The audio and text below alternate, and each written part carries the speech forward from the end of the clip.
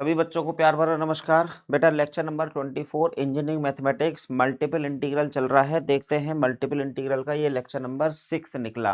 बेटा अभी से पहले हमने 5 लेक्चर्स कवर कर लिए, 6 लेक्चर। हो सकता है भी एक दो लेक्चर जिसके और आएंगे, मिनिमम एक लेक्चर तो आएगा ही आएगा। तो फिर ये मल्टीपल इंटीग्रल या कहिए इंटीग्रल कैलकुलस आपका फिनिश हो जाएगा। पहले लीनियर अलजेब्रा पढ़ाया, फिर बेटा डिफरेंशियल कैलकुलस कैलकुलस पूरा पढ़ा दिया, पूरी प्लेलिस्ट बना दी। अब धीरे धीरे देखो इंटीग्रल कैलकुलस की भी प्लेलिस्ट बन गई है। ठीक है, चलो देखो मल्टीपल इंटीग्रल का लेक्चर नंबर 6। बेटा लास्ट लेक्चर पे मैंने आपको एरिया और वॉल्यूम निकालना सिखाया था with the help of double and triple integration. मतलब डबल इंटीग्रेशन की हेल्प से तो एरिया निकालना सीखा था, हॉरिजॉन्टल स्टेप से करते थे तो double integration 1 into d x into d y use करते थे, और वर्टिकल स्टेप से एरिया निकालना होता था तो बेटा 1 into d y, double integration 1 into d y into d x. बेटा वर्टिकल स्टेप के केस में वाई वेरिएबल लिमिट रखेगा और हॉरिजॉन्टल स्टेप के केस में x will have variable limits. अच्छा, यहाँ तक की बात क्लियर थी। फिर जब ट्रिपल इंटीग्रेशन आया था तो बेटा triple integration 1 into d x into d y into d z, इस तरह से बेटा एक्स वाई जेड की लिमिट्स आपको क्वेश्चन में दी जाती थी, उसके अकॉर्डिंगली आप कर ले जाते थे क्वेश्चन को अपना। सही है यहाँ तक। चलो अब बेटा आज का टॉपिक होगा हमारा polar coordinates, double integral in polar coordinates. Polar coordinates की हेल्प से बेटा डबल इंटीग्रेशन कैसे किया जाता है इसको देखना है। तो ये एक स्पेशल टाइप का कैटेगरी का बेटा क्वेश्चंस होते हैं जो डायरेक्ट एग्जाम में आ जाते हैं तो आपको करने होते हैं। तो सबसे पहले हम वर्किंग रूल पे देखें तो बेटा वर्किंग रूल के अकॉर्डिंगली अगर चले तो ये वैसा ही डबल इंटीग्रल है जैसा हमने कार्टेशियन सिस्टम में पढ़ाया था। पोलर कोऑर्डिनेट्स होते क्या हैं? सबसे पहले तो वर्किंग रूल, पोलर कोऑर्डिनेट्स होते हैं बेटा x equals to are cos theta and y equals to are sine theta are called polar coordinates. Polar coordinates of any point, polar coordinates of any point x comma y, of any point x comma y बेटा and in short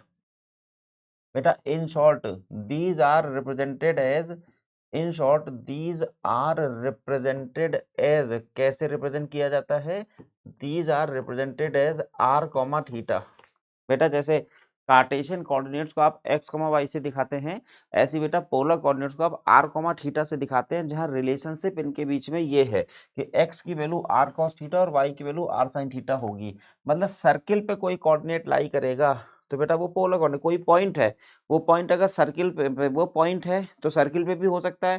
तो अगर हम Cartesian location से देखें तो वो x comma y है, तो x square plus y square बराबर आर स्क्वायर से घूमेगा। लेकिन अगर बेटा हम आर और थीटा के रिस्पेक्ट में देखेंगे तो वो x की value r cos theta, y की वैल्यू आर sin थीटा होगी। देखो ऐसे, where x square plus y square equals to r square and theta equals to tan inverse y upon x, tan inverse y upon x. बेटा r और theta ऐसे निकल आता है। चाहो तो बेटा इसको आर को इस तरह से भी लिख सकते हैं, where r square equals to x square plus y square. किस तरह से पता चल रहा है? देखो मान लीजिए ये कोई पॉइंट है और हम कह रहे हैं कि ये सर्किल पे लाई कर रहा है, तो ये point, that point lies on a circle. तो बेटा मान लीजिए इसके कार्टेशियन कोऑर्डिनेट्स है x कॉमा वाई, तो बेटा इसी के polar coordinates r comma theta है। अब ये r और थीटा है क्या?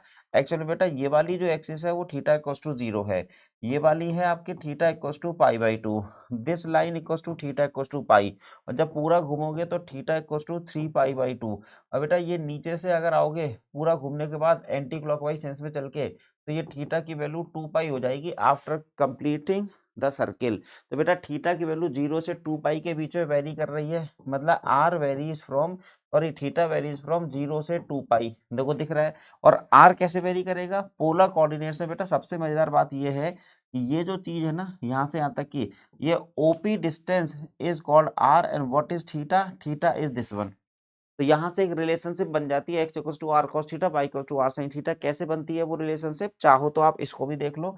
देखो यहाँ से मैं परपेंडिकुलर ड्रॉप करता हूँ, तो बेटा परपेंडिकुलर ड्रॉप में ये है एक्स और ये है वाई। अब बेटा base upon hypotenuse equals to cos theta, तो you will get X equals to are cos theta. ऐसे बेटा perpendicular upon hypotenuse equals to sine theta, तो Y equals to are sine theta. ऐसे लिंक बन जाता है। तो ये जो डिस्टेंस है ना, ओरिजिन से उस पॉइंट की डिस्टेंस बेटा वो रेडियस की तरह बिहेव कर रही है, और ये पूरी थीटा 0 से 2 पाई में घूमती हुई दिखाई दे रही है। तो इन तरह की चीजों को हम पोलर कोऑर्डिनेट्स कहते हैं। अब डबल इंटीग्रेशन पोलर कोऑर्डिनेट्स में करें कैसे? तो कायदे से देखा जाए तो ये हमने वर्किंग रूल की बजाय ये हमने आपको सिखाया क्या? सर हमने आपको सिखाया है पोलर कोऑर्डिनेट्स क्या होते हैं, यहाँ पे अभी हमने फिलहाल ये जाना। देखो हेडिंग ही डाल देते हैं पोलर कोऑर्डिनेट्स। अब मैं जानना चाहता हूँ कि इसका वर्किंग रूल क्या होगा। पोलर कोऑर्डिनेट्स, पोलर कोऑर्डिनेट्स, ठीक है। अब बेटा इसका वर्किंग रूल तो यहाँ पे लिखने जा रहे हैं। वर्किंग रूल डबल इंटीग्रेशन का होगा क्या। देखो जैसे आपको डबल इंटीग्रेशन बोला जाएगा तो वो ऐसा कोई क्वेश्चन दिया जाएगा आपको।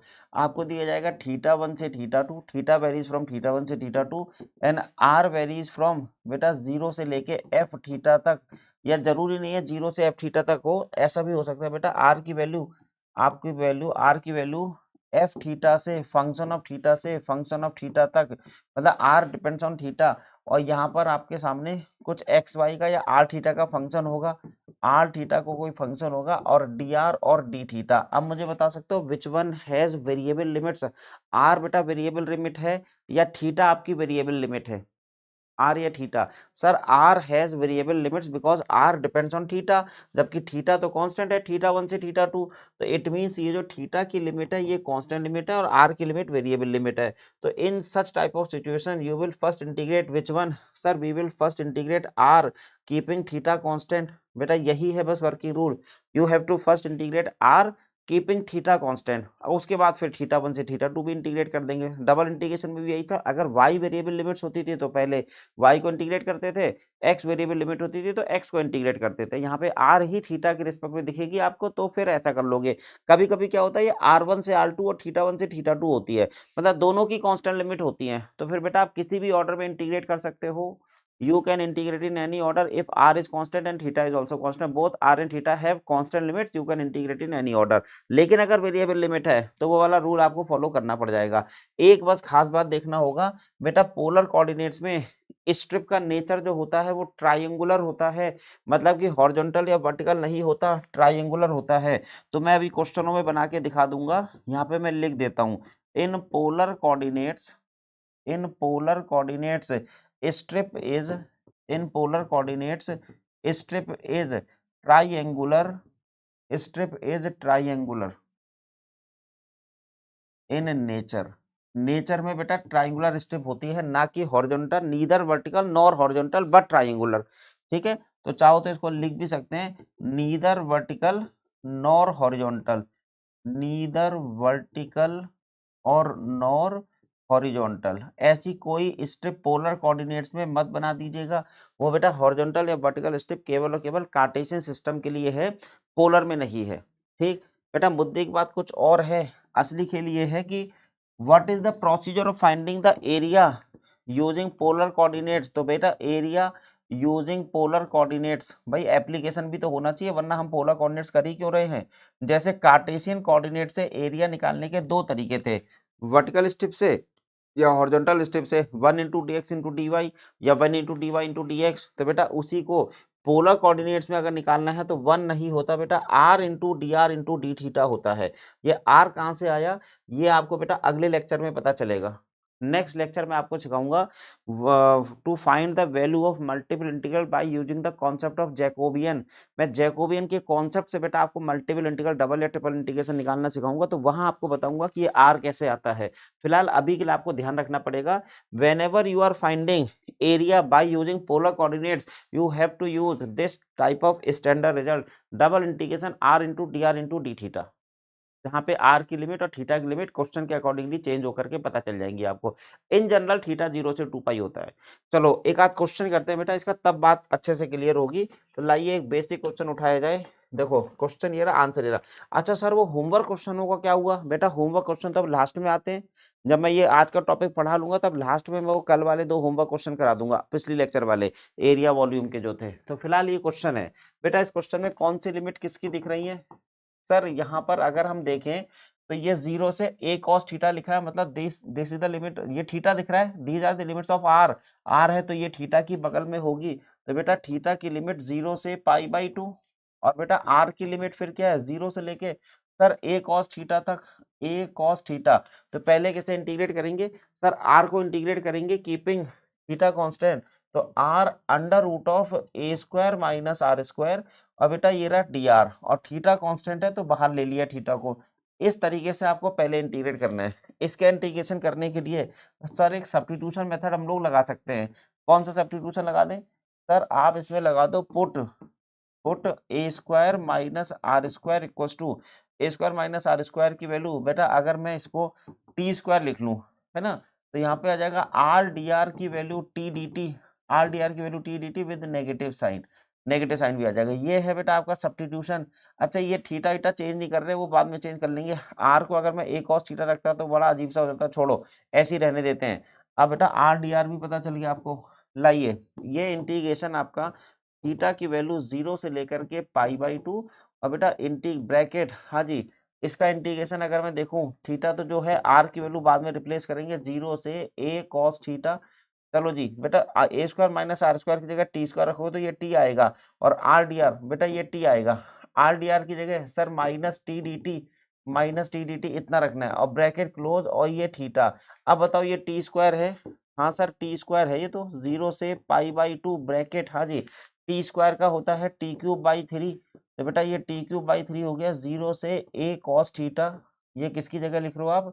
सर ये t की जगह नहीं, हमें r की जगह लिखना है, तो बेटा अभी मैं इसको r में रिप्लेस कर दूंगा। फिलहाल ये r की लिमिट है, रखेंगे कैसे? पहले हम t को r में वापस रिप्लेस करें जिससे कि लिमिट लिखने का प्रोसीजर ठीक हो जाए। तो लाइए बेटा इंटीग्रेशन की वैल्यू 0 से लेके कहाँ तक बोल रहे हैं सर? π/2 तक, 0 से π/2 ब्रैकेट क्लोज। अब t की जगह वापस यहाँ से रख देते हैं ए स्क्वायर माइनस आर स्क्वायर का स्क्वायर रूट, तो बेटा ये आ जाएगा ए स्क्वायर माइनस आर स्क्वायर की पावर 3/2 और डिवाइडेड बाई 3। और अब यहाँ पे देखा जाए आर की वैल्यू क्या है सर? 0 से a cos थीटा, 0 से a cos थीटा और बेटा ये रहा थीटा डी थीटा। बेटा अब मैं आर की वैल्यू रिप्लेस कर देता हूँ, 1/3 तो बाहर आ गया और 0 से π/2 भी है, ब्रैकेट क्लोज। आर की वैल्यू यहाँ पे रखूंगा तो होगा क्या? A square cos square theta, A square cut गया, ए स्क्वायर बाहर आकर के कटा नहीं, ये कह सकते हैं कि ए स्क्वायर बाहर आकर के, चलो ए स्क्वायर रहने देते हैं बेटा। 1 minus sine cos square theta होता है साइन स्क्वायर थीटा और बेटा उसकी पावर क्या है सर? उसकी पावर 3/2 है और ये है डी थीटा। चलो सर ये स्क्वायर भी कट गया, ए क्यूब, तो ये ए क्यूब बाई 3 तो बाहर निकल गया 0 से π/2 और यहाँ से बचा क्या सर? यहाँ बचा sign cube theta D theta. बेटा क्या हम लोग को बीटा गामा फंक्शन पता है? बेटा 3 साइन है, साइन 3a का फॉर्मूला 3 साइन है माइनस 4 साइन 3 क्यूब है। साइन 3a का फॉर्मूला क्या होता है? 3 साइन है माइनस 4 साइन क्यूब है।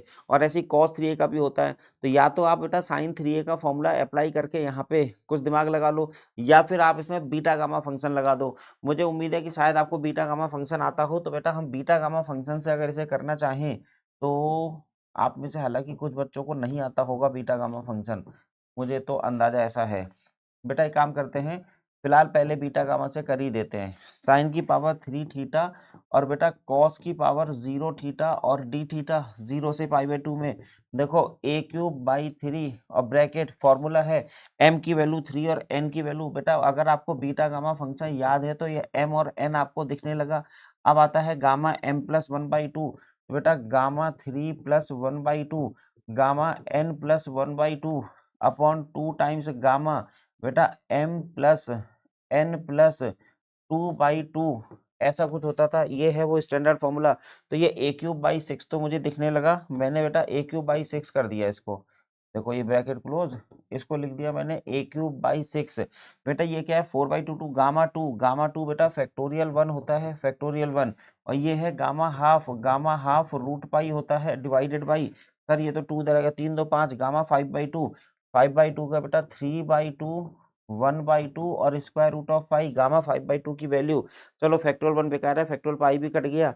यहाँ पे देखो ये बेटा 2 2 जा 4 तो ये आ गया 4a क्यूब अपॉन 6 3 जा 18 तो बेटा क्या ये 2 से कट रहा है 2a क्यूब अपॉन 9। अरे सर ये तो कुछ और ही आ गया, ये स्क्वायर रूट ऑफ पाई है, हमारा पूरा आंसर है a cube by 18 3 pi minus 4। कहीं इसका मतलब कोई सिली मिस्टेक कर दी है बेटा, इसलिए ऐसा हुआ होगा। या तो इसको बेटा बिना बीटा गामा के भी करके देख लेते हैं, सही है।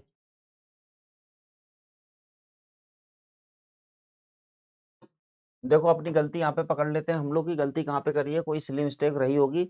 यहाँ तक कि जब डिस्कशन कर रहे हैं ए स्क्वायर माइनस ए स्क्वायर, ये माइनस आ गया। सबसे पहले तो बेटा यहाँ पे आपने माइनस नहीं लगाया हुआ है, देखो दिख रहा है, अच्छा जी। बेटा जब मैं लोअर लिमिट रख रहा हूँ तो आर की वैल्यू ए कॉस थीटा रख रहा हूँ, तो ए क्यूब तो बाहर आ गया, या कहिए अभी फिलहाल ए स्क्वायर बाहर आया, 3/2 तो है ही, और 1 minus sine square theta, 1 minus cos square theta sine square theta ये रहा। लेकिन जब बेटा आर को 0 रखूंगा तो ये ए स्क्वायर भी तो बचेगा। हाँ सर ये भी बचेगा, तो देखो इसको अभी ऐसे ही रहने देते हैं। ये हो गया ए स्क्वायर, और ये है 1 माइनस कॉस स्क्वायर थीटा, ये है बेटा साइन स्क्वायर थीटा, और माइनस यहाँ पे फिर से क्या लिख दिया जाए सर, इसको लिख दिया जाए ए, आर को 0 रख दे तो ए स्क्वायर, इस तरह से। तो सब मिला करके अगर देखा जाए तो इसमें से ये पावर 3/2 के साथ ऐसा कुछ आ रहा है। बेटा अब यहाँ से ना ये साइन स्क्वायर थीटा -1 करके बन रहा है। अब चाहें तो आप इसको इंटीग्रेट कर सकते हैं प्रॉपरली, जिस तरह से हमको यहाँ पे दिख रही हैं चीजें। कर सकते हो कि नहीं? हो जाएगा ना?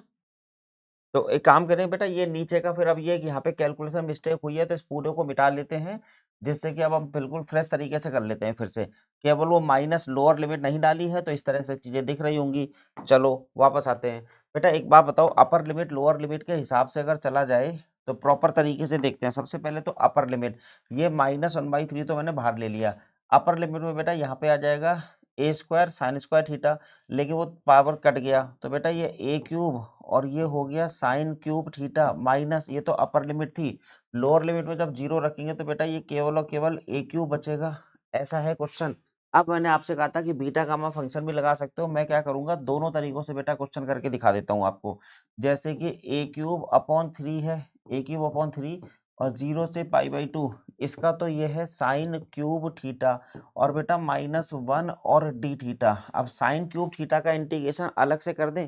बेटा साइन क्यूब थीटा का अलग से कर देते हैं, वापस यहाँ वैल्यू रख लेंगे जिससे कि हमें मैच करना आंसर मुश्किल ईजी हो जाएगा। तो हम क्या कर रहे हैं, एक I1 ले रहे हैं I1, और I1 को कह रहे हैं 0 से π/2, 0 से π/2 और साइन क्यूब थीटा। इसको बेटा दो तरीकों से कर सकते हैं, इस चीज को हम मतलब इस इंटीग्रेशन की वैल्यू दो तरीकों से निकाल सकते हैं, मेथड 1 और मेथड 2। हम पहले मेथड 1 से कर देते हैं, जिस मेथड से आप लोग कंफर्टेबल हैं वो वाला मेथड दिखाते हैं आपको। ये देखो पहले बेटा साइन 3a का फॉर्मूला याद है, ट्रिग्नोमेट्री में पढ़ा होगा आप लोगों ने कभी, sine 3 theta equal to 3 sine theta -4 sine cube theta. तो बेटा यहाँ से साइन क्यूब थीटा की वैल्यू अगर मैं देखूं तो सर साइन क्यूब थीटा की वैल्यू 1/4, और ये है 3 साइन थीटा और minus sine 3 theta, 3 sine theta minus sine 3 theta, इतना तो कुछ आ जाएगा, 3 sine theta minus sine 3 theta. ठीक है, इस वैल्यू को बेटा यहाँ पे रिप्लेस कर देते हैं, तो I1 की वैल्यू 0 से π/2 साइन क्यूब थीटा को आपने कहा कि सर ऐसा रिप्लेस करो, तो माइनस और साइन 3 थीटा और डी थीटा। बेटा ये 1/4 तो बाहर आ गया, या फिर कहिए 1/4 ही रहने देते हैं बाहर, सब में से कॉमन तो 1/4 ही आ रहा है। ब्रैकेट साइन थीटा का सर 3 तो है, -3 साइन थीटा का इंटीग्रेशन बेटा कॉस माइनस कॉस थीटा होता है, और माइनस साइन थीटा का ये प्लस हो जाएगा, तो ये कॉस 3 थीटा, लेकिन यहाँ पे 3 मल्टीप्लाई में तो 3 डिवाइड हो जाएगा, और 0 से π/2। बेटा अब 0 से π/2 में वैल्यू रखनी है इसकी अपर लिमिट लोअर लिमिट पे, तो कॉस 90 0 होता है 0, और बेटा कॉस 3π/2 भी 0 हो जाएगा, है ना। तो ये 0 + 0, अपर लिमिट तो 0 + 0 आ गया, लोअर लिमिट जब मैं यहाँ पे रखूंगा cos 0, तो बेटा ये तो -3 आ गया, और यहाँ cos 0 1 आ गया, तो ये +1/3, ब्रैकेट में +1/3। बेटा इसको अगर सोचे तो ये कितना आने जा रहा है सर, ये 3 - 1/3 है। तो मैं अगर देखूं 3 - 1/3, 3 3 9 में से क्या 8/3, बेटा ये माइनस अंदर जाकर के लिखा मैंने 8/3 और 1/2, तो बेटा ये 2/3 आ गया, ये 2/3 आ गया। इसको चेक कर लेना, ये जो साइन क्यूब थीटा की वैल्यू आई है 2/3, क्रॉस चेक करते हैं मेथड 2 से भी इतनी आ रही है क्या। बेटा बीटा गामा फंक्शन का मैं फॉर्मूला लिख देता हूँ आपके लिए, मेथड 2, जिससे कि आपको अगर क्लियर ना हो, कुछ बच्चों को तो क्लियर नहीं होगा ना, तो sine power m theta cos power n theta D theta, इसका फॉर्मूला बेटा ये है गामा m+1/2। अभी मैंने जब लोअर लिमिट नहीं लगाई थी तो तब मैंने यही फॉर्मूला लिखा था आपके लिए, गामा m+n+2/2। याद है ऐसे कोई फॉर्मूला आया था? हाँ सर, अब हम क्या करेंगे, साइन क्यूब थीटा को यहाँ पे अप्लाई करते हैं और क्रॉस चेक भी हो जाएगा। 0 से π/2 लिमिट होनी चाहिए। जब बेटा आपको साइन क्यूब थीटा लिखना है तो मैंने जबरदस्ती इसको cos 0 थीटा भी लिख दिया, है ना। और इसकी वैल्यू मैं देखना चाहता हूँ, तो m और n की वैल्यू हम कह सकते हैं कि m की वैल्यू 3 और बेटा n की वैल्यू 0 आएगी, तो इस वैल्यू को यहाँ पे रिप्लेस करेंगे, तो gamma 3 plus 1/2 gamma 0 plus 1/2 upon 2 times gamma 3 plus 0 plus 2/2 m plus n plus 2/2 इतना कुछ आ गया। तो बेटा 3 प्लस 1 4/2 गामा 2 मतलब कि 4/2 गामा 2 तो बेटा फैक्टोरियल 1 होता है, फैक्टोरियल 1। और ये गामा हाफ बेटा रूट पाई होता है डिवाइडेड बाई 2 टाइम्स 3 2 5 गामा 5/2 को बेटा आप लिखते हो 3/2 1/2 इंटू रूट पाई। अब जिसको गामा पता है बेटा वो जान रहा होगा कि ये सब क्या किया जा रहा है। अच्छा यहाँ देखो 2 और 2 कट गया, पाई पाई कट गया, ये केवल और केवल 2/3 बचा। देखो यहाँ से भी 2/3 आया, वहां से भी 2/3 आया। आपको जो मेथड अच्छा लगे बेटा उस मेथड से आप इंटीग्रेशन साइन क्यूब थीटा की वैल्यू निकाल लो within the limit 0 to π/2। अब क्या करेंगे, हम पिछले उस पे चलते हैं जहाँ पे हमें ये वैल्यू रखनी है। तो बेटा ये आपको पता चल गया कि -a³/3 ये क्या है सर 2/3 और माइनस इसका फाइनल इंटीग्रेशन 2/3, इसका इंटीग्रेशन बेटा थीटा ये केवल π/2, ये π/2। अब बेटा अंदर ले जा करके चेक करो तो a³/18 तो क्या हम 3 कितना कॉमन कर लें, 18 कैसे कॉमन करेंगे सर, 18 कॉमन करने के लिए 6 ले लेते हैं एलसीएम। तो एक काम करेंगे a³ बाई 3 और माइनस भी रहने देते हैं बेटा 6, एलसीएम ले लेते हैं 6। तो 3 2 जा 6 4 माइनस 2 3 जा 6 3 पाई।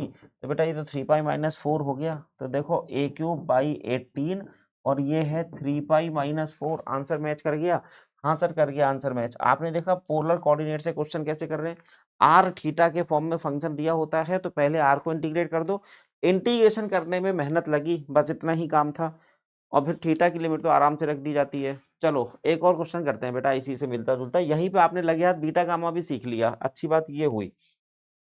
सीखा तो नहीं, एक बीटा गामा का क्वेश्चन करा बेटा। अब ये है एक नया क्वेश्चन, अब की बार इन्होंने बेटा एरिया बोला है, कह रहे हैं एरिया निकालो। तो एरिया का फॉर्मूला तो पता है हमें, r equals to sorry area बराबर double integration r into d r into d theta. तो कह रहे हैं evaluate this area over the sorry evaluate this integral. अच्छा एरिया नहीं निकालना है, रुको रुको, evaluate this integral over the area bounded by the circles, over the area bounded by the circles 2 cos theta 4 cos theta. बेटा ये दोनों circle कैसे हैं आखिर, एक काम करते हैं बेटा ये दोनों सर्किल कैसे हैं इसको मैं अलग से समझाता हूँ आपको, जहां मैंने वर्किंग रूल पढ़ाया था ये वर्किंग रूल यहाँ पे मैं दिखाता हूँ कि ये सर्किल कैसे हैं आखिर। देखो एक स्पेशल नोट मैं बताने जा रहा हूँ। मैं ये कह रहा हूँ आपसे r equals to a cos theta, ये बेटा एक सर्किल को रिप्रेजेंट कर रहा है, सर्किल। अब बेटा सर्किल है तो सेंटर भी होगा कोई, हाँ सर सेंटर भी होगा, और बेटा रेडियस भी होगा सर, रेडियस भी होगा। तो रेडियस हम बता देते हैं a/2 है, और बेटा इसका सेंटर a/2, 0 है। पोलर कोऑर्डिनेट में ये सर्किल का रिप्रेजेंटेशन है r equals to a cos theta. कैसे है इस चीज को क्रॉस चेक करते हैं। सबसे पहले मैंने अभी अभी आपको पोलर कोऑर्डिनेट्स में बताया था, ये आप इसको प्रूफ देखना बेटा, ये r लिखा हुआ है और ये है a। cos थीटा को आप क्या लिखोगे सर x/r, क्योंकि x equals to r cos theta होता था। बेटा ये क्रॉस मल्टीप्लाई हो गया तो r square minus a x की वैल्यू 0 हो गई, और आर स्क्वायर को आपने कहा था x square plus y square minus a x equals to 0, r square equals to x square plus y square. इस पॉइंट को गौर से समझिए बेटा। अब मैं क्या करूंगा, यहाँ मैं परफेक्ट स्क्वायर बनाऊंगा, x square minus a x को ऐसे रहने देते हैं और प्लस वाई स्क्वायर। कैसे बनाऊं उसको परफेक्ट स्क्वायर, देखो -2 टाइम्स और मैंने यहाँ a/2 टाइम्स एक्स और प्लस मैंने a²/4 लिखा है और मैंने a²/4 लिखा है और वाई स्क्वायर इक्वल्स टू 0। इन तीनों को मिला देते हैं। सबसे पहले बेटा a को मैंने 2 टाइम्स a/2 लिख दिया, a²/4 को ऐड करा, a²/4 को सब्ट्रैक्ट करा, तो this is nothing but x minus a/2 का होल स्क्वायर और प्लस वाई स्क्वायर। अब बेटा a²/2 उधर 4 इधर जाएगा तो a/2 का होल स्क्वायर। क्या ये सर्किल की इक्वेशन बन गई सर, x माइनस h का whole square plus y minus k का whole square equals to r square. यहाँ देखो इस जगह आपने जस्टिफाई कर लिया कि यहाँ पर ये सर्किल बन गया जिसका कि सेंटर क्या है, सर्किल बन गया जिसका कि सेंटर क्या है, सेंटर सर सेंटर है a/2 0 और बेटा रेडियस क्या है इसका सर, रेडियस है a/2, सेंटर है a/2 0, रेडियस है a/2। देखो यही तो मैंने लिखा था a/2 है, a/2 है। चलो इसका एक और तरीका दिखा देते हैं, यहीं पे सेमेस्टर एग्जाम में काम आ सकता है।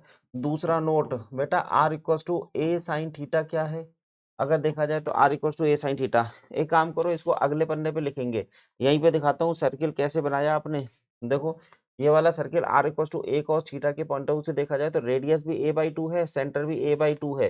तो बेटा ये x एक्सिस पे सेंटर दिख रहा है आपको, इस सर्किल का सेंटर x एक्सिस पे दिख रहा है, देखो ये है, और ये क्या था a/2 कॉमा 0, देखो सेंटर है और रेडियस आपको दिख ही रहा है, इसको हम क्या कहते हैं r equal to a cos theta. ऐसे ही अगर मैं आपसे पूछूं r equal to a sin theta क्या है आखिर, बेटा r equal to a sin theta भी एक सर्किल ही है। देखो एक और स्पेशल नोट फिर से जा रहे हैं, r equals to a sin theta, बेटा ये भी एक सर्किल है जिसका कि सेंटर क्या होगा सर, अब की बार सेंटर 0, a/2 हो जाएगा और रेडियस अभी भी a/2 ही रहेगी। अच्छा चलो चेक करके देखते हैं, सर ये y एक्सिस पे जा रहा है क्या? हाँ बेटा ये y एक्सिस पे जाएगा ये वाला सर्किल, अभी मैं प्रूफ करके दिखा दूंगा। देखो 0, a/2 इसका क्या है सेंटर है, और रेडियस तो आपको फिर दिख ही रही है, x axis y axis origin, ये देखो 0 से a/2 तक रेडियस इसको a/2 आपको दिख रही होगी। लाइए प्रूफ करते हैं इस चीज को। बेटा r equals to a sine theta की जगह आप लिख सकते हो y upon r, because y equals to r sine theta है ना, तो बेटा इसलिए y को r साइन थीटा लिखते हैं तो y अपॉन r, यहाँ से आ गया r square minus a y equals to 0, r square को लिख सकता हो x square plus y square, x square plus y square minus a y equals to 0, तो बेटा एक्स स्क्वायर प्लस, अब इसको मैं परफेक्ट स्क्वायर बनाने जा रहा हूँ, 2 times a by 2 times y plus, बेटा ऐड और सब्ट्रैक्ट कर रहे हैं a स्क्वायर बाई 4 और a square by 4 equals to 0, बेटा इन तीनों को मिला देते हैं आपस में, x square plus y minus a by 2 का whole square equals to a/2 का होल स्क्वायर। देखो सेंटर आपको दिख गया, सर्किल है ये, सेंटर आपको दिख गया 0, a/2, क्योंकि x के साथ तो x माइनस 0 का होल स्क्वायर है, और बेटा रेडियस आपको क्या दिख रही है सर, रेडियस आपको a/2 दिख रही है। सही है, देखो बन गया। तो आगे से याद रखना, एक काम करते हैं इसका एक एग्जाम्पल देखते हैं। एग्जाम्पल जैसे कि बेटा r की वैल्यू 4 साइन थीटा लिखा हो, तो बेटा आपका बता सकते हो सेंटर क्या होगा, अगर 4 साइन थीटा लिखा हो और रेडियस सर जो a लिखा होता है उसका हाफ होता है, तो 0, 2 तो इसका सेंटर है, और रेडियस बेटा 2 यूनिट है। a का देखो जो a लिखा है उसका हाफ रेडियस होता है, 4 लिखा है तो 2 रेडियस होगी, ये है आपका सेंटर, सर्किल मतलब 0, 2 के साथ। इसी तरीके से अगर बेटा मैं इसको देखूं r इक्वल्स टू, मान लीजिए कि एग्जांपल देता हूं मैं, r इक्वल्स टू खाली बेटा cos थीटा लिखा है, r equals to cos theta, तो आप कह सकते हो कि सर ये a की जगह 1 लिखा है 1, तो अब मुझे बताइए इसका सेंटर क्या होगा, इसका सेंटर ग्रीन मार्कर से लिखा जाए भाई, हाँ जी इसका सेंटर क्या होगा और रेडियस क्या होगा सर, जो a लिखा होता है उसका हाफ होता है, तो ये तो 1/2, और सेंटर क्या होगा सर 1/2, 0, ऐसे है। तो जब कभी भी बेटा आपको r equal to a cos theta दिखे तो समझ लो वो सर्किल है, centre lies on x axis, और जब बेटा आपको r equal to a sin theta दिखे तो again it is a circle, centre lies on y axis. तो अब हम अपने इस क्वेश्चन में चलते हैं, जिस क्वेश्चन को हम छोड़ के आए थे। ये क्या कह रहे थे, कह रहे हैं इस डबल इंटीग्रेशन की वैल्यू निकालनी है over the area bounded by the circles this and this, इन दोनों सर्किल से। ठीक है भाई, तो बेटा अगर ये सर्किल हम बना ले गए तो काम बन सकता है। बेटा इसका रेडियस और सेंटर क्या होगा, अगर इसमें सेंटर और रेडियस की बात मैं करूं, अभी अभी मैंने सिखा दिया आपको, तो डायरेक्टली बताइएगा इस सिचुएशन में सर सेंटर तो जो है ना वो है 0, 1, और रेडियस क्या है, एक काम करते हैं क्वेश्चन को फिर से शुरुआत करते हैं, r equal to a cos theta ऐसे सोल्यूशन लिख करके, जिससे कि एक हल्का सा डायग्राम बन जाए तो काम बन जाएगा भाई।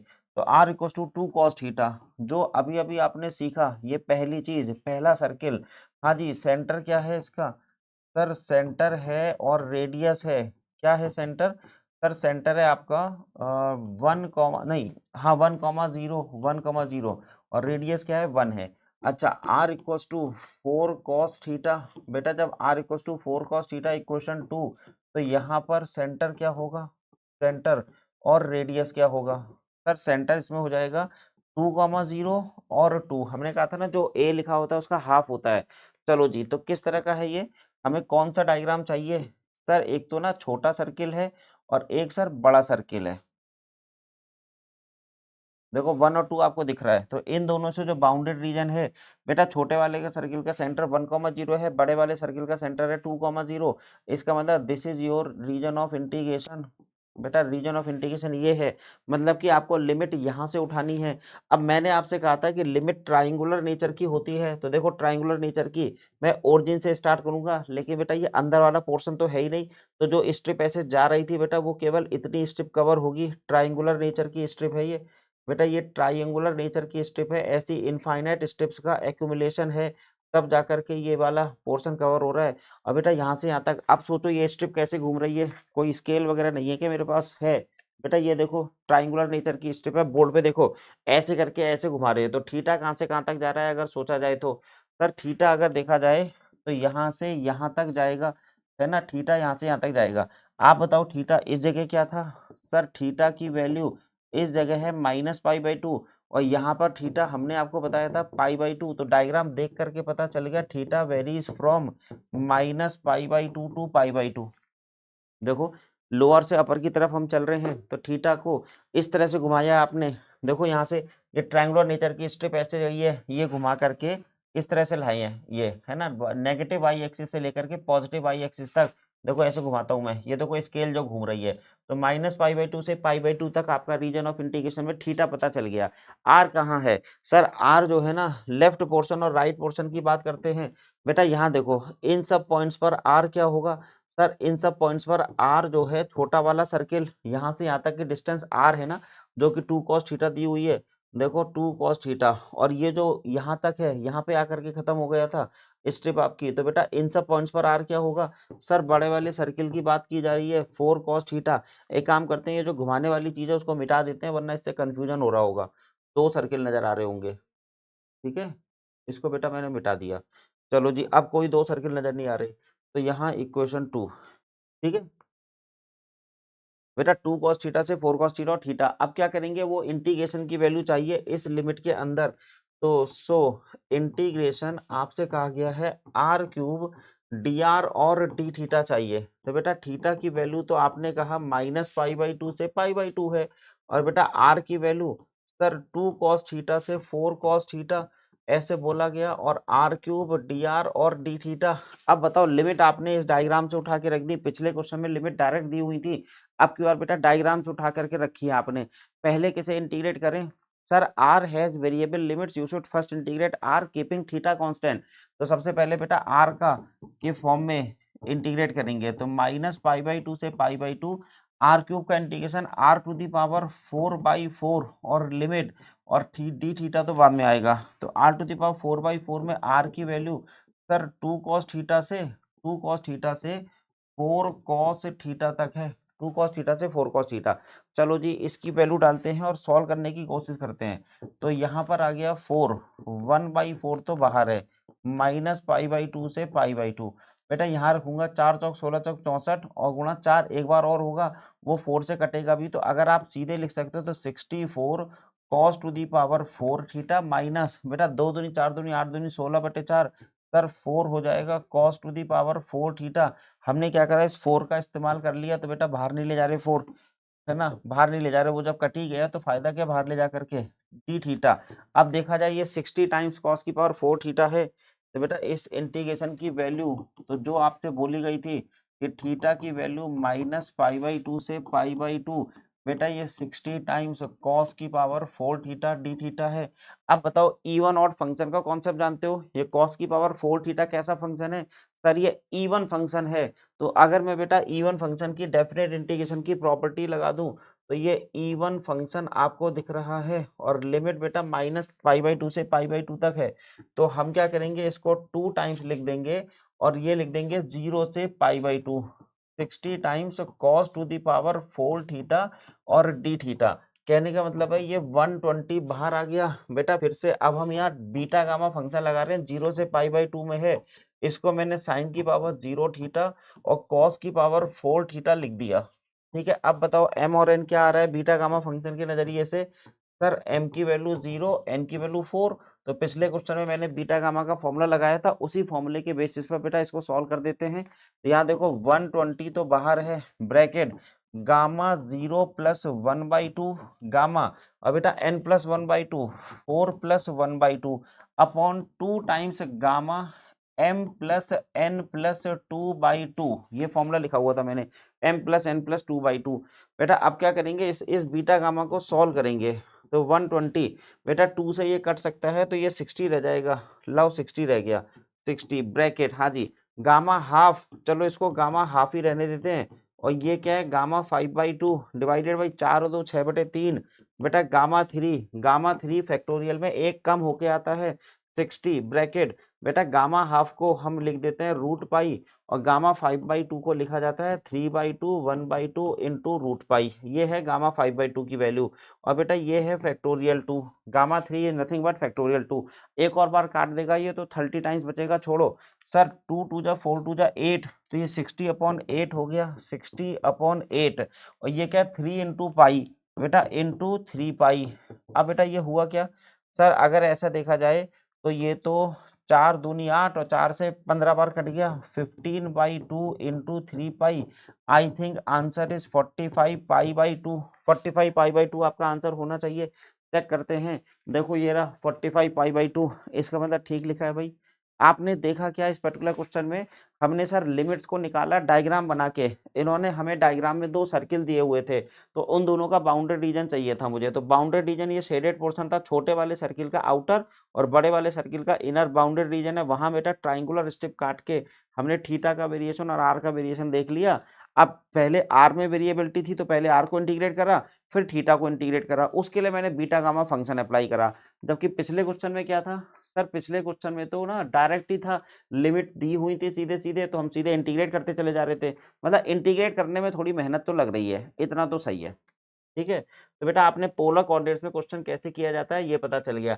सर कभी हमें अगर डायग्राम ना पता हो तो क्या करें, बेटा बेसिक क्वेश्चनों के डायग्राम तो पता होने ही चाहिए, ऐसे हल्के फुल्के ये क्वेश्चन देते हैं जिनके डायग्राम यूजुअली हम लोग को पता होते हैं।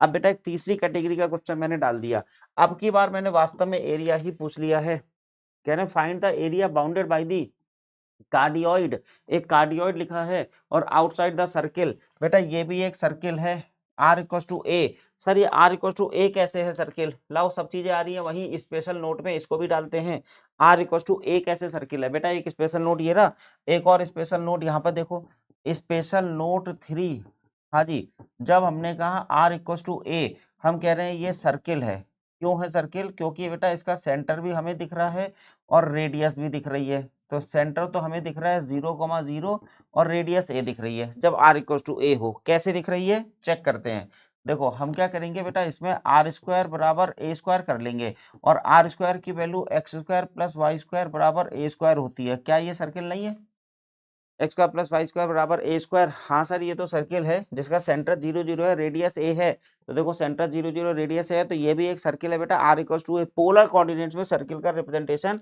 r=a से होता है, तो ये चीज तो हमें पता चल गई कि ये क्या है, सर्किल है, लेकिन सर ये क्या है, सर ये कार्डियोइड है, कार्डियोइड क्या होता है बेटा, एक पान का पत्ता देखा है, उसको हम कार्डियोइड कहते हैं मैथमेटिक्स में, तो जैसे r=a cos थीटा है, ये डायग्राम आपको पता होना चाहिए भाई, तो जब आपने ना अगर कहीं कर्व ट्रेसिंग पढ़ी होगी तो बेटा कर्व ट्रेसिंग में आपको कार्डियोइड वगैरह बनाना सिखाया गया होगा, मैं बता देता हूँ कि क्या है ये, फिलहाल मैं मान के चल रहा हूँ कि आपको पता था, देखो हमने कहा था ये पान का पत्ता, ये है बेटा वो कार्डियोइड, तो चलो ये तो हमने r=a 1 + cos थीटा दिया हुआ है, इक्वेशन 1, ऐसी दूसरी इक्वेशन r=a cos थीटा, मुझे बताओ यहाँ पे थीटा को 90 रखोगे तो क्या होगा सर, cos 90 0, r बराबर a आ जाएगा, थीटा को -90 रखोगे तो सर तब भी 0 हो जाएगा, r बराबर a आ जाएगा, इसका मतलब कि थीटा 90 और -π/2 +π/2, बेटा यहाँ से, बेटा ये वाली एंगल 90 है, तो इस वाले पॉइंट के कोऑर्डिनेट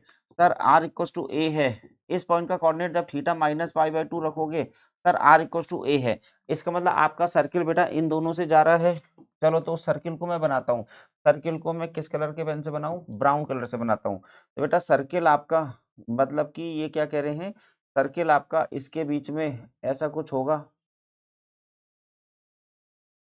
तो सही से बनता नहीं है, बनते बनते रह गया, देखो पहले मुझे ना सर्किल बनाना चाहिए था, बेटा पहले सर्किल बनाना चाहिए था, वो ज्यादा सही रहता, देखो अब की बार मैं पहले सर्किल बनाऊंगा, r=a पे बेटा सेंटर इसको मानते हुए मैंने बना दिया सर्किल। अब बेटा कार्डियोइड बनाऊंगा तो सही रहेगा। देखो यहाँ से लेकर के इस पॉइंट से होता हुआ जाना है, तो इस पॉइंट से होता हुआ जाना है हमारा पान का पत्ता। और बेटा इस पॉइंट से होता हुआ जाना है, तो इस पॉइंट से होता हुआ हमारा पान का पत्ता ऐसे चला जाएगा। ये है आपका कार्डियोइड और वो है आपका बेटा सर्किल। तो ये जो ग्रीन मार्कर है इसको मैंने सर्किल बोला हुआ है। ये दोनों इंटरसेक्टिंग पॉइंट है। अब बेटा इसमें से कॉमन रीजन क्या है अगर देखा जाए तो? सर कॉमन रीजन हमें दिख रहा है अब। बताओ दोनों का कॉमन रीजन। इन्होंने कहा था ना एरिया निकालना है लाइंग इनसाइड द कार्डियोइड, बेटा कार्डियोइड के अंदर, एंड आउटसाइड द सर्किल, बेटा सर्किल के आउटसाइड और कार्डियोइड के अंदर। क्या यही है? Inside the cardioid and outside the circle, इसका मतलब सर यही है। ग्रीन मार्कर वाला सर्किल है, येलो मार्कर वाला कार्डियोइड है। तो बेटा इस तरह से बन गया। इसका मतलब फिर से हमको देख के ही पता चल रहा है कि यहाँ पे थीटा क्या होगा सर, -π/2 इस पॉइंट पर। और बेटा इस पॉइंट पे थीटा क्या होगा सर, π/2। तो थीटा तो बेटा वेरी कर गया कहाँ से कहाँ तक सर, -π/2 से π/2 तक। आर बताओ कैसे वेरी कर रहा है सर? लेफ्ट पोर्शन और राइट पोर्शन वाला खेल बना लेंगे हम लोग। देखो लेफ्ट पोर्शन, पहले तो मैं स्ट्रिप काट लेता हूँ कुछ। तो बेटा हमारी जो स्ट्रिप का नेचर होगा ना ओरिजिन से होता है, लेकिन नहीं, हमें तो ट्राइंगुलर स्ट्रिप चाहिए। ट्राइंगुलर स्ट्रिप, ये देखो ये है ट्राइंगुलर स्ट्रिप। अब की बार आपको वेरिएशन थोड़ा ज़्यादा अच्छे से दिखाई दे रहा होगा। स्ट्रिप इस तरह से कवर हो रही है। ये देखो ये जो स्ट्रिप है यहाँ से लेके यहाँ तक सबको कवर कर ले जाएगी। इवन यहाँ पर भी तो स्ट्रिप है, बहुत सारी स्ट्रिप होती है। तो बेटा इनफाइनाइट स्ट्रिप्स का एक्यूमुलेशन है ट्राइंगुलर टाइप का। ये देखो ये स्ट्रिप जा रही है, मेरा हाथ देखो -π/2 से लेके π/2 तक जा रही है। लेकिन लेफ्ट और राइट पोर्शन के नजरिए से अगर देखा जाए तो बेटा लेफ्ट पोर्शन तो देखो, ये लेफ्ट पोर्शन यहाँ कहीं दिख रहा है। इसको ना कलर बदल के लिखना चाहिए। येलो हो गया, पिंक हो गया, एक कौन सा कलर करूं सर? रेड ही ले लो फिर। अब देखो ये वाला, ये है लेफ्ट पोर्शन। इस सब लेफ्ट पोर्शन पर बेटा left portion lies on circle. तो बेटा सर्किल पे है तो आर की वैल्यू, और ऐसी right portion lies on cardioid. तो कार्डियोइड पे आर क्या है? Right portion of these strips lies on cardioid. तो बेटा स्ट्रिप लोअर से अपर पोर्शन पे जानी है। मुझे बताइए तो सर, लेफ्ट पोर्शन तो सर्किल से शुरू हो रहा है और राइट पोर्शन कार्डियोइड पे जाके खत्म हो जा रहा है। तो आपको बेटा लिमिट का वेरिएशन तो पता चल गया। अभी तक क्या कर रहे थे? डबल इंटीग्रेशन लिख करके दे रहे थे कि डबल इंटीग्रेशन निकालो। अब की बार वो लोग कह रहे हैं एरिया निकालो। तो बेटा मैं देखो पोलर कोऑर्डिनेट्स में रिक्वायर्ड एरिया, ये जो शेडेड एरिया है, फॉर्मूला था हमारे पास। देखो कार्टेशियन सिस्टम में 1/dx/dy होता है, यहाँ पे होना है r/dr/d थीटा। बेटा ये है आपका फॉर्मूला। इस फॉर्मूले में आर और थीटा की वैल्यू रखनी पड़ेगी। तो बेटा ये है थीटा की वैल्यू सर -π/2 से π/2, और आर की वैल्यू सर ए से लेके ए और 1 प्लस कॉस थीटा, और ये है आर dr और d थीटा। बेटा जब आप इसको इंटीग्रेट करोगे तो इस रीजन का एरिया आ जाएगा, शेडेड रीजन का। पिछले क्वेश्चन में r³ लिखा था, तो बेटा वो एरिया को रिप्रेजेंट नहीं कर रहा था।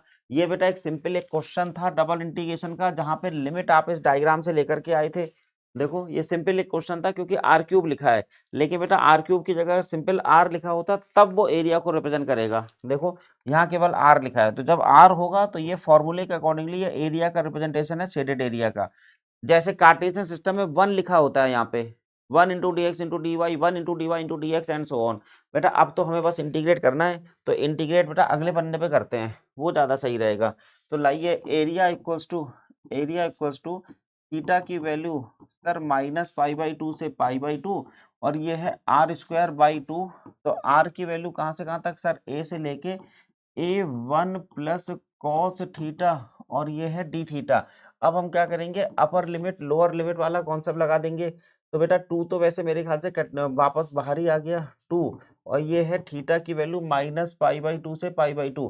बेटा यहाँ पे रखोगे तो a² 1 प्लस, ये है a² 1 प्लस कॉस थीटा का होल स्क्वायर माइनस, और सर ये a² ही रह जाएगा, और ये थीटा है, a² भी कॉमन आ गया। तो बेटा a² को कॉमन कर लेते हैं, तो ये हो गया है a²/2 और -π/2 से π/2, -π/2 से π/2।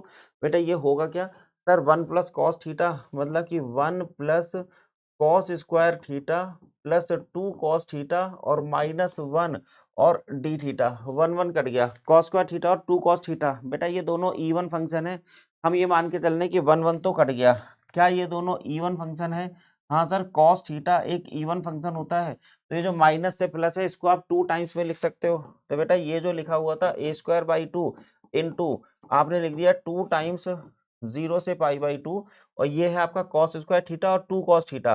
बेटा cos स्क्वायर थीटा पहले हम ऐसे लिख ही देते हैं, आप चाहो तो बीटा गामा लगाओ, लेकिन बेटा इतने छोटे क्वेश्चन में बीटा गामा लगाना ठीक नहीं है, तो हम इसको डायरेक्ट ही इंटीग्रेट करके दिखा देते हैं आपको। ये 2 कट गया, कह रहे हैं a², बेटा 0 से π/2। बेटा cos स्क्वायर थीटा क्या होता है सर? 2 cos स्क्वायर थीटा -1 होता है, तो 1 + cos 2 theta, 1 + cos 2 theta divided by 2 और +2 cos थीटा, और ये है आपका d थीटा। ठीक है, तो बेटा अब 1/2 का इंटीग्रेशन क्या होगा सर? 1/2 का इंटीग्रेशन होगा θ/2 प्लस cos 2 थीटा का हो जाएगा sir sin 2 theta divided by 2, पहले से 2 है तो 4 हो जाएगा, और +2, और बेटा ये हो गया sin थीटा। तो 0 से π/2 थीटा की लिमिट 0 से π/2 है। बेटा अपर लिमिट माइनस लोअर लिमिट लगा करके देखें तो आंसर कितना आया? बस भगवान कोई सिली मिस्टेक ना हुई हो। ह्यूमन एरर बेटा होती रहती है। लाइव क्लास में जानते हो क्या होता है? लाइव क्लास में कोई सिली मिस्टेक होती है प्लस माइनस की, तो बच्चे बोल देते हैं सर वहाँ प्लस रह गया, सर वहाँ माइनस रह गया, सर वहाँ 1 नहीं लिखा आपने। यहाँ क्या रिकॉर्डेड में पता नहीं चलता, जब फाइनल आंसर आए तो पता चलता है कोई गलती हुई थी कि नहीं। तो सर आप तो टीचर हो, आपसे गलती कैसे हो रही है? बेटा ये चूरन चटनी वाली गलतियां सबसे होती हैं, ये चूरन चटनी वाली गलती है, कॉन्सेप्चुअल गलती नहीं होगी कभी। यहाँ तो π/4, यहाँ पे चलो देखते हैं, ये तो हो गया बेटा π/4, है ना, π/4। यहाँ पे जब हम लिखें साइन पाई आ जाए, साइन पाई तो 0 होता है सर, +0, और बेटा साइन 91 तो +2 ये तो अपर लिमिट है, और माइनस लोअर लिमिट सर 0 0 0 सब 0 ही है, लोअर लिमिट में सब 0 ही है, तो ये बचा क्या सर? π/2 +2, तो ये a²/4 और ये π+4, क्या यही आंसर है? a²/4 π+4, सर a²/4 और π+8 है आंसर। इसका मतलब अभी भी जरा सा कुछ रह ही गया, सब कुछ होते होते भी जरा सा कुछ रह ही गया, है ना। देखना पड़ेगा भाई कहाँ पे क्या रह गया, π+4 है कि π+8 है। जब हमने 4 कॉमन कर रहे हैं, अच्छा a²/4, हाँ बेटा यहाँ पे सही है, यहाँ से a², जैसे ये π/2 था, ये 2 पहले से था, π/2, बेटा ये π/4 है ना। चलो ज्यादा गलती नहीं हुई, यहीं पे हुई है बस। यहाँ पे बेटा π/4 है, π/4 और साइन 0 +0 और +2, हाँ जी अब सही है। तो 4 कॉमन करेंगे तो π+8, लो जी आंसर आ गया। बेटा आपने डबल इंटीग्रेशन के तरीके सीख लिए, है ना। अब हम लोग क्या करेंगे, होमवर्क क्वेश्चंस के सॉल्यूशंस देखेंगे। जो मैंने आपको 2 होमवर्क के क्वेश्चन दिए थे उसके सॉल्यूशन अब हमें देखने हैं। चलो भाई फटाफट होमवर्क क्वेश्चन भी कर लिए जाएं। यहाँ तक की बातें क्लियर हो गई होंगी? हाँ सर क्लियर है। देखो वो जो एरिया वाला निकल क्वेश्चन था, जो वॉल्यूम वाला था, एक एरिया का था एक वॉल्यूम का था। मैं जल्दी जल्दी दोनों क्वेश्चन करा देता हूँ। Find the area of the region enclosed by this and the straight line this. बेटा स्ट्रेट लाइन तो आसान है, ये क्या है सर? यही नहीं पता चल रहा है बस। बेटा ये आर्क ऑफ पैराबोला है that lies in first quadrant. यहाँ देखो स्क्वायर रूट के अंदर x लिखा है, स्क्वायर रूट के अंदर y लिखा है।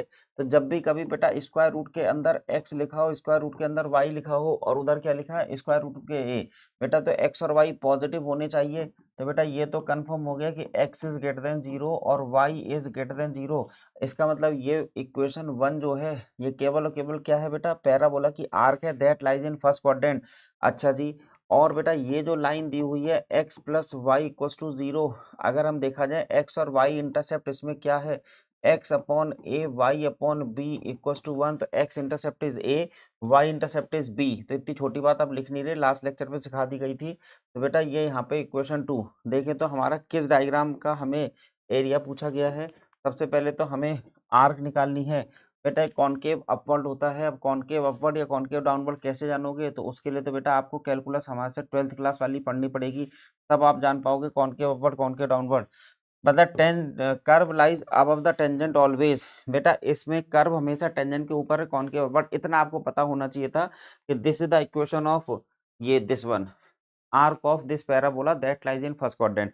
अच्छा बेटा और स्ट्रेट लाइन दूसरी वाली लाइन क्या है सर? वो स्ट्रेट लाइन है तो वो यहाँ से लेके यहाँ तक ही है। कैसे सर? सर देखो ये दोनों चीजें मैच हो जाएंगी, ये वाला कोऑर्डिनेट a,0 है और ये वाले कोऑर्डिनेट बेटा 0,a है यहाँ पर। अब ये है आपका शेडेड रीजन, इसी का एरिया आपको चाहिए। इस एरिया में अब चाहे वर्टिकल स्ट्रिप बनाओ चाहे हॉरिजॉन्टल स्ट्रिप बनाओ, आपकी मर्जी है। चलो हॉरिजॉन्टल स्ट्रिप बना के कर लें, वर्टिकल से बहुत क्वेश्चन किए हैं, लाओ आज हॉरिजॉन्टल से कर लेते हैं। ठीक है सर, हॉरिजॉन्टल से ही कर लो। तो कलर कौन सा ले लें, ब्राउन मार्कर ले लेते हैं।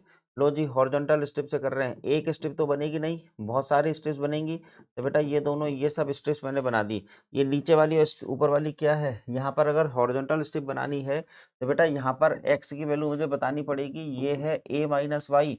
और लेफ्ट पोर्शन पर बेटा, राइट पोर्शन पर तो ये आ गया, लेफ्ट पोर्शन पर x lies on this curve. इस कर्व पे अगर मैं यहाँ से बेटा एक्स आपसे पूछूं इस जगह से, तो यहाँ से आप कह सकते हो रूट एक्स की वैल्यू है root a minus root y. तो एक्स की वैल्यू आप कह सकते हो root a minus root y का होल स्क्वायर। तो बेटा यहाँ मैं लिख सकता हूँ कि x equals to square root of a minus square root of y का होल स्क्वायर। तो अच्छा, और बेटा हॉरिजॉन्टल स्ट्रिप के केस में यहाँ पर ये वैरी करेगा, horizontal line y equals to 0 से बेटा यहाँ पर y इक्वल्स टू a तक। तो कंफर्मेशन आ गया, x और y का वेरिएशन आपको मिल गया। y कैसे वेरी कर रहा है सर, 0 से a तक, और x वेरीज फ्रॉम बेटा लेफ्ट में तो है under root of a minus under root of y, square root of a minus square root of y का होल स्क्वायर, और यहाँ लिखा हुआ है a माइनस वाई। देखो x इस तरह से वेरी कर गया। अब क्या करेंगे, रिक्वायर्ड एरिया, बेटा कार्टेशियन सिस्टम से काम चलाना है।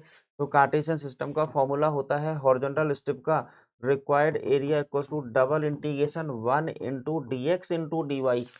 बेटा देखो आपको बस ये डायग्राम बनाना नहीं आया होगा लास्ट लेक्चर पर। तो under root of sorry double integration 1 into d x into d y, horizontal strip की वजह से ये फॉर्मूला लिखा। अब बेटा इसमें y तो कांस्टेंट है 0 टू a, और x कैसा है सर, x है under root of a minus under root of y, square root of y का होल स्क्वायर, और यहाँ से लेकर के a माइनस वाई तक 1 into d y, 1 into d y और डी एक्स। पहले कैसे इंटीग्रेट करें सर, पहले y को इंटीग्रेट करेंगे, उल्टा लिख दिया भाई। सर पहले x को इंटीग्रेट करेंगे keeping y constant because x has variable limit. तो पहले आपको x इंटीग्रेट करना है dx और फिर बेटा dy। तो first integrate x keeping y constant. बेटा 1 का इंटीग्रेशन x अपर लिमिट लोअर लिमिट से, ये इतना फॉर्मूला तो बन गया हमारा। y की वैल्यू 0 टू a ब्रैकेट, बेटा यहाँ देखो a माइनस वाई और minus of under root of a minus under root of y का होल स्क्वायर और dy। अब बेटा इसको अगर हम ओपन करना चाहें तो पहले ओपन करके इसको इजी करो भाई, 0 to a bracket a minus y, और बेटा माइनस ये आएगा a स्क्वायर, तो ये खाली a रह जाएगा, लाओ ब्रैकेट लगा देते हैं, ये y रह जाएगा, और minus 2 times under root of a y, बेटा ब्रैकेट और ये ब्रैकेट और डी वाई। बस अब इसे इंटीग्रेट करने की देरी है। तो बेटा ए और ए तो कट गया, ए और ए कट गया sir, minus y square minus y और प्लस 2 रूट ए वाई। तो चलो जो आ गया वही लिख लेते हैं। तो रिक्वायर्ड एरिया अब निकाल के ही रख देते हैं बेटा, इंटीग्रेशन 0 टू ए, क्या क्या बचा सर, ए और ए तो कट गया, minus y square minus y, तो minus y square minus y, और ये वाई है minus y square minus y, और ये plus 2 under root a y. तो बेटा 2 अंडर रूट ए, और बेटा y की पावर हाफ, क्योंकि मुझे पावर फॉर्मूला भी तो लगाना है इसलिए कांस्टेंट को हटा ही लिया मैंने यहाँ से। तो बेटा अब इसका इंटीग्रेशन y क्यूब बाई 3, इसका इंटीग्रेशन वाई स्क्वायर बाई 2, और ये 2 अंडर रूट ये है बेटा y की पावर 3/2 अपॉन 3/2, इसका इंटीग्रेशन हो गया। और बेटा y है आपका 0 टू a। अब बेटा इसमें रख दो वैल्यू, देखो minus a cube by 3 minus A square by 2 plus ये 2 इधर आ जाएगा 4/3 अंडर रूट ऑफ ए। अब बेटा यहाँ रखो तो a की पावर 3/2, लोअर लिमिट का कोई मतलब नहीं है यहाँ रखने का। तो बेटा ये कुल मिला के हुआ क्या, 3/2 और 1/2, सर ये तो ए स्क्वायर हो गया 4/3, और ये है माइनस हाफ, तो बेटा माइनस हाफ प्लस 4/3 अगर देखा जाए तो ये है कितना, 6 है सर, -3 2 3 जा 6 और 3 2 जा 6 8, 3 2 जा 6 4 2 जा 8, सर ये 2/6 मतलब कि ये 1/3, अच्छा 4/3 में से 1/2 गया तो 1/3 तो बचा सर, 1/3 बचा। तो यहाँ पे आप कह सकते हो a square by 3 minus a cube by 3, a square by 3 minus a cube by 3, ऐसा कुछ आ रहा है क्या, a square by 3 minus a cube by 3, a square by 3 और माइनस ए क्यूब बाई 3, कुछ ना कुछ गड़बड़ होता ही रहता है। हमेशा बेटा यहाँ पे अभी और कुछ शायद कुछ माइनस या प्लस कुछ गायब होना होगा। देखो ये केवल और केवल a माइनस वाई बचा था। यहाँ देखो a माइनस वाई बचा था, बताते भी नहीं हो। a माइनस वाई और माइनस, तो बेटा ये a भी कट गया और y भी कट गया। माइनस वाई और minus y minus two y रहेगा। ये माइनस वाई और माइनस वाई, a और a कट गया, ये माइनस टू वाई रहेगा। a माइनस वाई और ये a plus y, sir minus two y रहेगा। ठीक है, माइनस टू वाई, इतना कुछ रहना ही नहीं था। माइनस टू वाई ये है ही नहीं, तो माइनस टू वाई। अभी देखते हैं भाई, माइनस टू वाई हटाओ यहाँ से, माइनस टू वाई। चलो अब अभी मैं एक ही सेकंड में आंसर निकाल दूंगा। बेटा ये आपने कहा माइनस टू वाई है, तो यहाँ से बेटा ये केवल और केवल वाई स्क्वायर बचा विद नेगेटिव साइन। अब बेटा मैं अगर इसमें देखूं तो ये माइनस ए स्क्वायर और प्लस ये सब कुछ तो वैसा ही रहा। तो बेटा अब जरा देखो तो माइनस ए स्क्वायर और प्लस, सर ये कितना है 4/3 a स्क्वायर, तो बेटा माइनस, और ये कितना हो गया 4 में से 3 गया 1, तो बेटा a cube by sorry a square by 3, देखो निकल आया ए स्क्वायर बाई 3। हाँ sir a square by 3, this is the answer of your question. Horizontal step से ही काम चला लिया। बस आपको इतना पता होना चाहिए था कि root x plus root y, बेटा ये जो ग्रीन मार्कर वाली चीज है root x plus root y, ये मैंने ग्रीन मार्कर से बनाई हुई है फर्स्ट क्वाड्रेंट में। अच्छा सर एक्स और वाई कोऑर्डिनेट पता कैसे चले? बेटा एक्स एक्सिस पे y इक्वल टू जीरो रखना था, तो यहाँ पे y को जीरो रखा, x की वैल्यू a आ गई। और बेटा यहाँ पर x को जीरो रखोगे तो x को जीरो रखोगे तो y की वैल्यू a आ जाएगी। तो देखो इस तरह से पता चल रहा है। एक क्वेश्चन और बचा है होमवर्क का, उसको भी निपटा दिया जाए। ये रहा, फाइंड बाई ट्रिपल इंटीग्रेशन। अब की बार वॉल्यूम था, पिछली बार बेटा मैंने होमवर्क के क्वेश्चन में एरिया पूछा था, और ये देखो दूसरे क्वेश्चन में मैंने वॉल्यूम पूछा हुआ है। तो कैसे करें, लिमिट्स निकालनी है बस केवल। तो सबसे पहले तो बेटा वॉल्यूम का फॉर्मूला, सर वॉल्यूम का formula triple integration 1 × dx × dy × dz है। तो चलो बेटा हमें ना z तो आसानी से दिख जाता है। यहाँ पे देखो z की वैल्यू 4 से लेकर के, और z की वैल्यू यहाँ पे दिख रही होगी आपको। तो यहाँ पे देखो सोल्यूशन, यहाँ से सोल्यूशन स्टार्ट कर रहा हूँ मैं। z की वैल्यू आपको डायरेक्ट नजर आ जाती है क्वेश्चनों में। जब बेटा आपके यहाँ पे क्वेश्चन आता है ना, तो z की वैल्यू एक तो 4 है। अच्छा रुको, 4 नहीं बेटा, z की वैल्यू इस जगह से देखें तो x square plus y square by 4 and z equal to 4। तो बेटा यहाँ से दिख रहा है आपको कि z value varies from x square plus y square by 4 से लेकर के और z और बेटा 2 तक, है ना। z जो है इसके बीच में सॉरी 4 तक वेरी कर गया, यहाँ से लेके 4 तक वेरी कर गया। चलो जी, अब बेटा एक्स वाई प्लेन पर क्या करेंगे, on x y plane, z तो आपको डायरेक्ट दिखा हुआ था। On x y plane what is zero, sir z equal to zero. X y plane पर z इक्वल टू जीरो हो सकता है, लेकिन बेटा हमें z इक्वल टू जीरो नहीं लेना। इन्होंने गिवन प्लेन है z इक्वल टू 4 दिया है, देखो z इक्वल टू 4 को यहाँ रख लोगे। If we put z equal to 4 in given, क्या कह रहे हैं, पैराबोलाइड इन गिवन सरफेस, बेटा दिए हुए सरफेस में अगर मैं z इक्वल टू 4 लिखूंगा तो वी विल गेट, क्या मिलेगा हमको, वी विल गेट, बेटा इस जगह देखिएगा यहाँ से sir x square plus y square equals to, यहाँ पे मैं z इक्वल टू 4 रखूंगा तो 16 आ जाएगा, मतलब सर्किल आ जाएगा। तो बेटा इस तरीके से तो हमें बहुत आसानी से बेटा यहाँ पे y की दो वैल्यूज मिल गई। देखो y की value plus minus under root of 16 minus x square, तो यहाँ पे पता चल गया which implies that y varies from कहाँ से कहाँ तक, sir minus under root of 16 minus x square से plus under root of 16 minus x square तक, ऐसा कुछ आ गया। अच्छा जी, और क्या करेंगे, अब बेटा जब हम एक्स एक्सिस पे जाते हैं तो मैंने आपको बताया था एक्स एक्सिस पर हम y को जीरो पुट कर देते हैं। On x axis put y equals to zero, कहाँ पुट करेंगे, सर ये जो सर्किल की इक्वेशन आई है, और put y equals to zero we get, हाँ जी सर y को जीरो पुट करेंगे तो एक्स स्क्वायर की वैल्यू 16 आ जाएगी, मतलब x की वैल्यू प्लस माइनस 4। तो बेटा अब हमें x का वेरिएशन भी दिखने लगा, कहाँ से कहाँ तक, -4 से 4 तक। एक बार बेटा इसको क्रॉस चेक कर लो कि ये सब वेरिएशन हमारा ठीक बना है कि नहीं बना। अगर गड़बड़ बना होगा तो गड़बड़ा जाएगा मामला।